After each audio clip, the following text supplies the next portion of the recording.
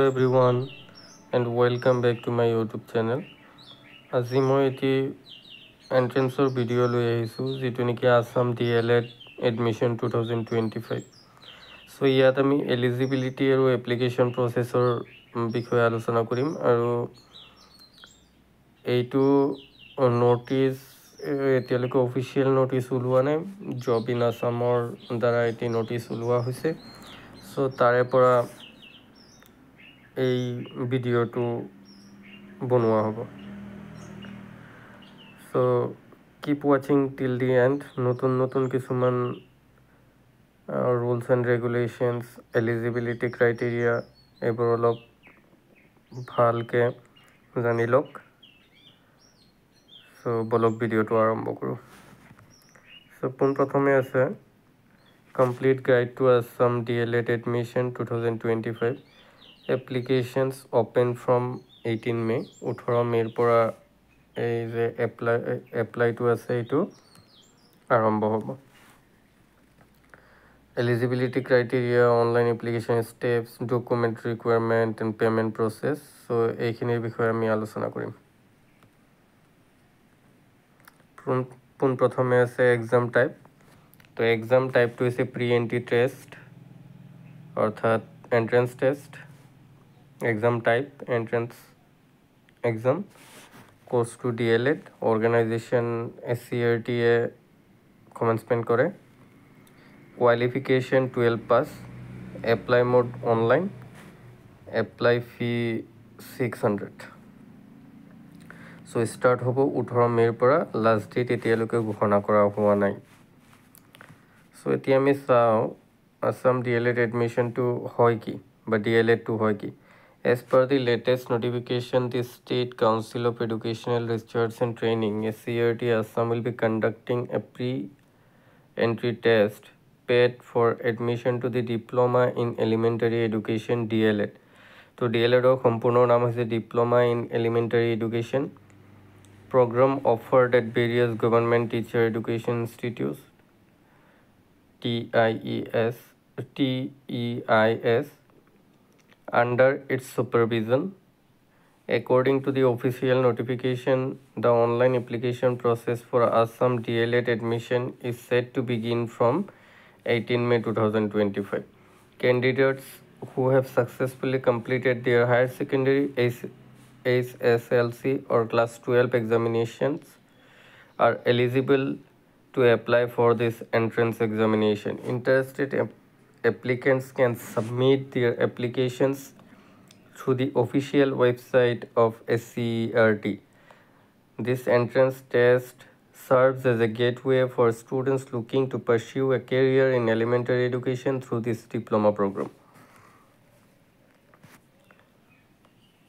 তাৰ পিছত আছে SCERT DLED admission details. Exam name pre-entry test paid 2025. Course name Diploma in Elementary Education DLED.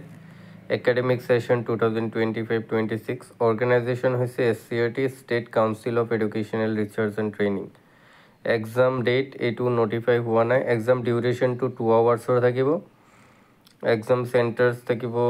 The pre-entry test paid venue will be allocated in the district selected by candidates during the application submission, with the exact location clearly mentioned on their admit cards. Selected candidates will be allotted seats in the teacher education institutes located within the same district where they choose to appear for the pre-entry test. So এই যে এক্সামটো আছে এইটোৰ venue যিটো exam venue থাকিব সেইটো তোমালোকৰ ডিষ্ট্ৰিক্টত নিজে তোমালোকে সিলেক্ট কৰিবা আমাৰ তেজপুৰত যদি চাও মাজগাঁও এটা আছে চেণ্টাৰ তো তাতো সিলেক্ট কৰিব পাৰা তাৰপিছত বিশ্বনাথৰ কাৰণে ডায়েটত কৰিব পাৰা কলিয়াবৰতো আছে আৰু বাকি ডিষ্ট্ৰিক্টবোৰতো এই চেণ্টাৰবোৰ আছে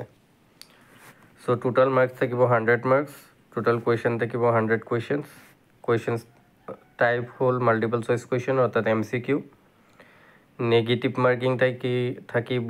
0.25 অৰ্থাৎ 4টা ভুল হলে 1 মাৰ্ক যাব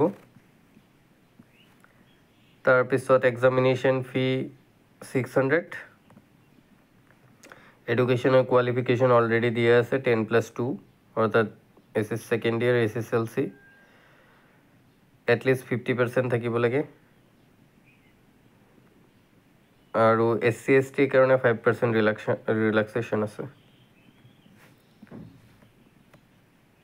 age limit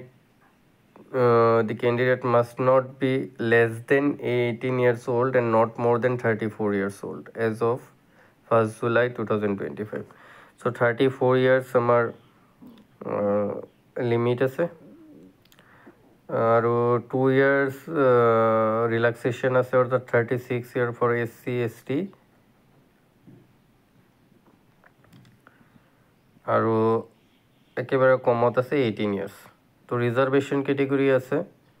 reserve category OBC MOBC SC ST and person with disability will be as per the reservation policy তার পিছতে আছে how to apply for DLED admission eligible candidates can submit their application for the SCERT DLED admission through the official website the online application process will begin from 18 May so তোমালোকে প্ৰথমতে register কৰি কিনে তোমালোকৰ একাউণ্টটো কৰিবা আৰু registration কৰাৰ পিছত যিবিলাক কাৰ্ডিনিয়ালছ থাকিব মানে ৰেজিষ্ট্ৰেশ্যনৰ পিছত কিছুমান কাৰ্ডিনিয়ালছ থাকে না পাছৱৰ্ড থাকে ইউজাৰ আইডি থাকে চ' সেইবোৰ দি তোমালোকে পিছত লগ ইন কৰিবা লগ ইন কৰাৰ পিছত পাৰ্চনেল আৰু এডুকেশ্যনেল ডিটেইলছ এইবোৰ তোমালোকে ফিল কৰিবা আৰু যিবিলাক যাৱতীয় তথ্য লাগে সেইবোৰ তোমালোকে দিবা তাৰ পিছত কি নেসেসাৰি ডকুমেন্টস লাগিব সেইখিনি দিয়া থাকিব সো ডকুমেন্টস খিনি আপলোড কৰিবা তাৰ পিছত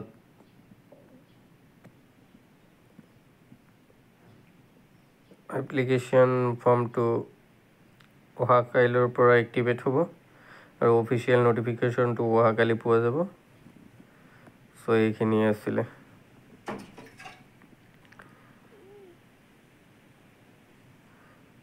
সো তোমালোকে এটা বস্তু হেৰি ৰাখিবা পাসপোৰ্ট সাইজ ফটোগ্ৰাফ ৰাখিবা সিগনেচাৰ ৰাখিবা আৰু মাৰ্কশিট এইবোৰ ৰাখিবা নিজৰ লগত সো এইখিনি আছিল thank you for watching and thank you for keeping your patience আৰু এই ধৰণৰ ভিডিঅ' পাই থাকিবলৈ চেনেলটো সাবস্ক্ৰাইব কৰিব নাপাহৰিবা আৰু যদি ভিডিঅ'টো ভাল লাগিছে লগৰ বন্ধুবৰ্গৰ লগত শ্বেয়াৰ কৰিবা থ্যাংক ইউ এগেইন